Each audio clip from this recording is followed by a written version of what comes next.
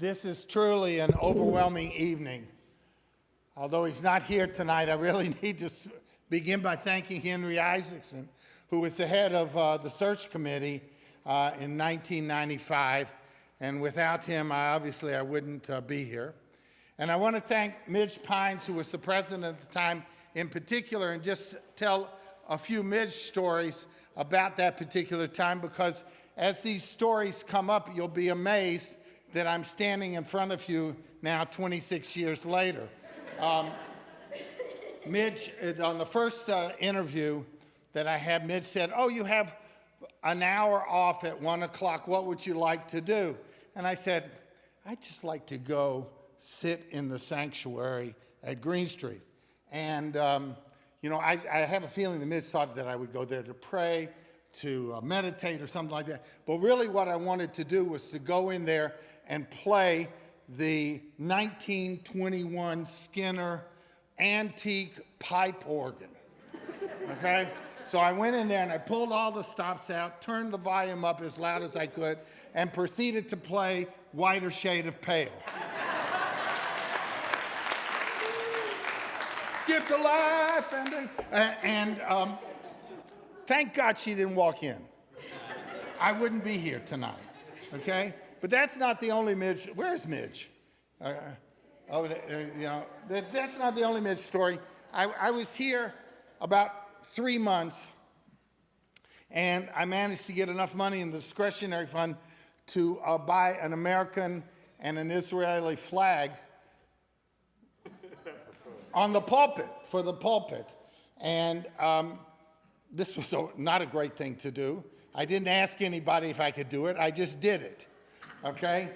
So I put the flags on the pulpit, and the next week, Midge called me up, and we met there, and she said, "Who told you that you could put these flags or purchase these flags on the pulpit? This has to go through the ritual committee." She was right in everything that she said, and I really knew I was in serious trouble. And I looked at her and I said, "Midge, you know what? You're right, but you got to admit they add a little color."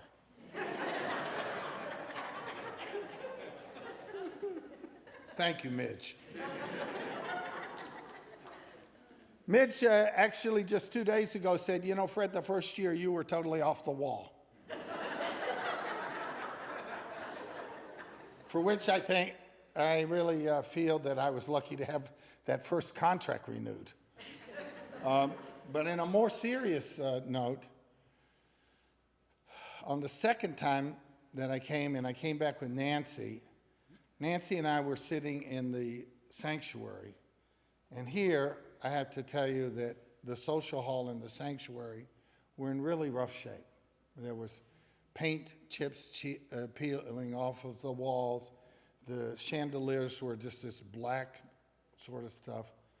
And I turned to Nancy and I said to her, "I don't think I can do this. I don't think I can be the rabbi here. How could you let a beautiful sanctuary look like this?" And Nancy turned to me and said, "You know, these are really great people who really want to work together with you to make this congregation great. And I want you to take this position." And I did. And she was right. Because shortly thereafter, Amy and Joan Thompson and Carolyn LeBauer, blessed memory, fixed all that stuff. And by the time we got to the first high holidays, that sanctuary in 1995, that sanctuary, you remember, David, the sanctuary looked great. And there was just this feeling of something that was happening here and renewal. Now, if you look outside, you will see that the cornerstone of this building says Kehillah Kadoshah Adat Yisrael, which we've talked about many, many times, which means a holy community among the people of Israel, a holy community. And this was the original stone that was on, Amy, help me, what's the name of the street? Lee Street, thank you. and then went to at one time it was in the Rippens building, and we brought it out here and put it, there's 2 cornerstones out there. The other one says, from Micah, to do justice, to love mercy, and to walk humbly with your God. But this one says, from 1907, that the people that founded this congregation, the families that founded it, of which, by the way, one of them was Henry Isaacson's family, they wanted to create a holy community, a kehillah, among the people of Israel, because they realized it takes a community. So I had no idea what was going to happen tonight, all right? But I really want to tell you that as it's been totally lovely, and I really like it, and it's a big ego boost for me. But there's one part that's missing, and that's you. That's the kehillah part, the community. Because everything that we did, and I did a lot of other things just by virtue of being the rabbi here, but everything that we did that was really, really, really important, we did together. In 1995, there were 363 families in this congregation. Now there's 600. We did that together. We were part of a kehillah.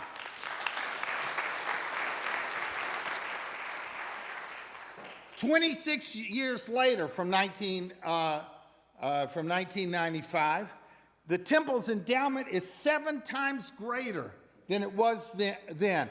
That we did together. And most of it was you, because you cared. This new building, you think I have $8 million to write a check for this building? No. This building, which every time somebody comes in here, okay, including the rabbinical students that they said, whoa, look at this sanctuary, look at this building. I didn't do that. But whatever part I had was fairly small, because we are a kehillah. We did this together. You and me, this building. You should give yourself a big round of applause for that. When we started out in 1997 with 4 people for Torah study, we could have never imagined that by 2019 we'd have 50 or 60 a week. We did that together. We created kehillah. We did that together, Rabbi Korn, when we made sure that all of our kids could go year after year after year to the Litakin Social Justice Seminar at the Religious Action Center in Washington. We did it together when we had LGBTQ Shabbat services. We did it together when more than, I would estimate, more than 200 couples have stood on this pulpit or the Green Street pulpit to reconsecrate their marriage. Right, Jerry? We did it together. All of us. This wasn't Fred. This was all of us. And we did it together on that amazing night. Oh, 2,000 people are here on a Tuesday night after the Saturday tragedy when 11 of our fellow Jews were murdered in Pittsburgh. Paul, our president, had to tell some people they couldn't come in. 2,000 people, according to the Greensboro Police Department. So they had 1,200 inside, and later we found out, didn't we, Andy, that they were doing something out there. We didn't even know about it.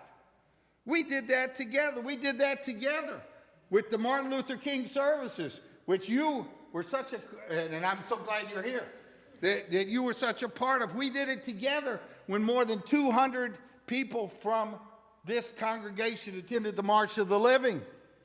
We did it together when we took your father. How many times did we take him?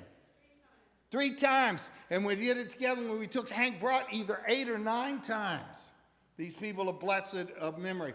And not only did we do it for ourselves, but there were another 75 people from Beth David who went with us on the March of the Living. We did it together when we managed to raise some money to take 3 interfaith clergy trips to the Holy Land. We did it together, and I have to say this part, I really appreciate, because my mother passed away right before COVID, and I know what her cemetery looks like. We did it together along with Amy Thompson, Leonard Guys, Paul Benson, Marilyn Benson, all the other people whose names, forgive me for not mentioning. When we endowed our cemetery, we fixed the drainage, we put the roads in, and we made sure that, quite frankly, you will be hard-pressed to find another cemetery as well taken care of and as beautiful as the one here in Greensboro, North Carolina. That wasn't me, that was us. That was us. We did it together when we participated in the Feast of Caring, and when the Brotherhood did the served meal at the Greensboro Urban Ministry. We did it together when Laurie Regal and Nancy Guttman founded the Greensboro Jewish Festival. We did it together when we made sure that the rabbi of this congregation stood in the footsteps of Rabbi Fred Rippins, Rabbi Joe Asher, Rabbi Arnie Tass, Rabbi Fred Guttman, and now Rabbi Andy Corin.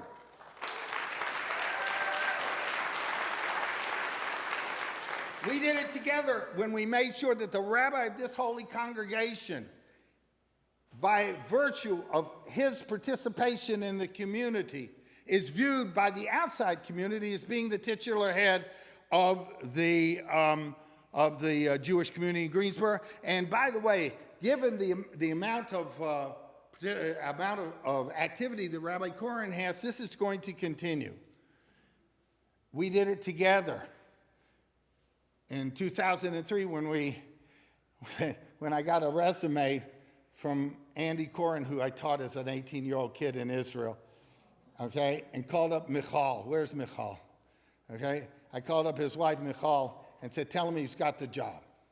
He just, has to come here and convince the lay folks. And you could have heard the sigh of disappointment in my voice when your wife told me that you were interviewing someplace else. Lucky I didn't have a heart attack, and that was so hard. And then we did it together when we got Rabbi Fisher. Yeah, boy.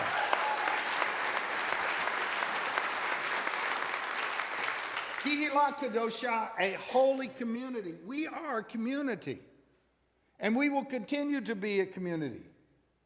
Yes, the senior rabbi has changed, but we have a great senior rabbi.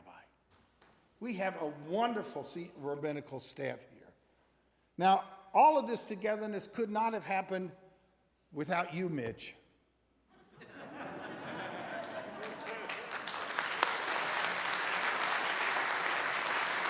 But it could not have happened unless I really honestly have to tell you that I was privileged to work with wonderful presidents, with Jerry Pinsker, Neil Belinkie, Barry Frank, Sherry Dickstein, Mark Isaacson, Andy Broad, David Delman, Ron Milstein, Gail Bernstein, Diane Goldstein, Paul Mingert, Amy Thompson, and Amy Epstein. Please give them a round of applause.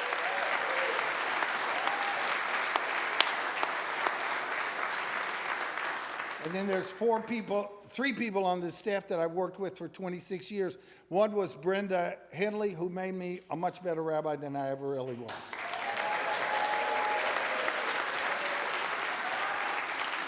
Another one was Laura Denhart, or is Laura Denhart, who was just fabulous.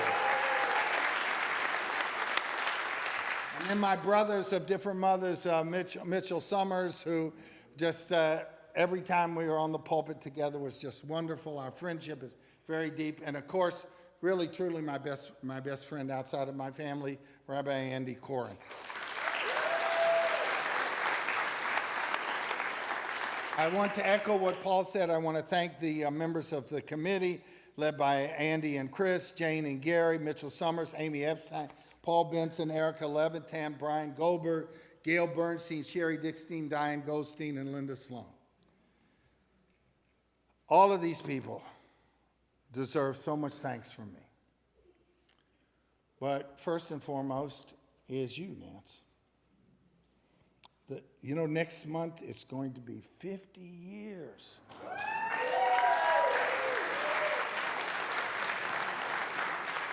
Not since we've been married, but since we met each other and started dating. We've been married 47 years. As I mentioned, Nancy was the co-founder of the Jewish Festival, and she was also president of the sisterhood. What an amazing thing.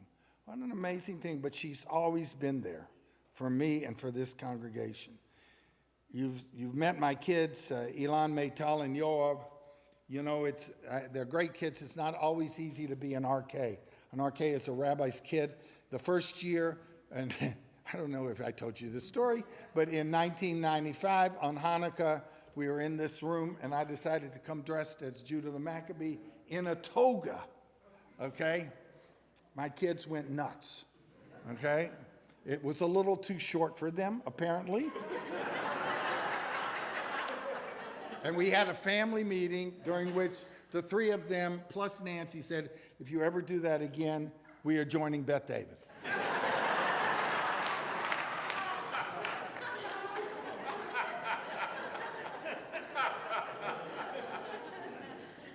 I have a great family, and I'm so proud of them, and I now have 3 grandchildren. One of them seems to be snoozing over here, who traveled 24 hours with his mom to be here tonight. And one more on the way. I'm really blessed. So I want to just for a second return to the theme of Kehillah Kadosha, a holy community. Because Rabbi Korn and I have talked about this before, and I just really want to share 2 brief thoughts as to the challenges that this congregation now faces to make a holy community. One is just that we have to find a way to stay together in highly partisan times. Our friends in many mainstream Protestant congregations, denominations, find that their denominations are splintering. But that which unites us as a congregation community, folks, is far greater than anything that divides us as individuals. The greatest example of this, of course, whereas if Neil is still here, he can give you a whole lecture on this, was the move stay issue. The controversy of the late 1990s. There's no doubt in my mind, Neil, that had we split into 2 congregations, many of our achievements would never have happened. And second, as Rabbi Korn and I have discussed, we are really in the midst of a paradigm shift. No one knows what it's going to be like in a post-COVID world, what this congregation will be like, what activities it'll have, what Reformed Judaism will be like. No one knows, but I am confident that under the leadership of Rabbis Korn and Fisher, and with your help, as a Kehillah Kadosha, as a holy community, with your help, your cooperation and support, financial and otherwise, the future of this congregation will be created by you. And as a holy congregation, a Kehillah Kadosha, among the people of Israel, the future will be different. However, under the current rabbinic and lay leadership, the future of this congregation is bright. May God bless you in this task. Finally, it has been a singular honor to have served this congregation. I loved our services. I loved teaching all ages. I loved making hospital visits. I loved strategic planning that we did, other things, and above all, I have appreciated and loved your friendship. Thank you as well for the way in which you embraced Nancy and our children. Once again, thank you for honoring me tonight, and above all, thank you for this incredible and holy privilege of having served as the senior rabbi of this congregation for 26 years.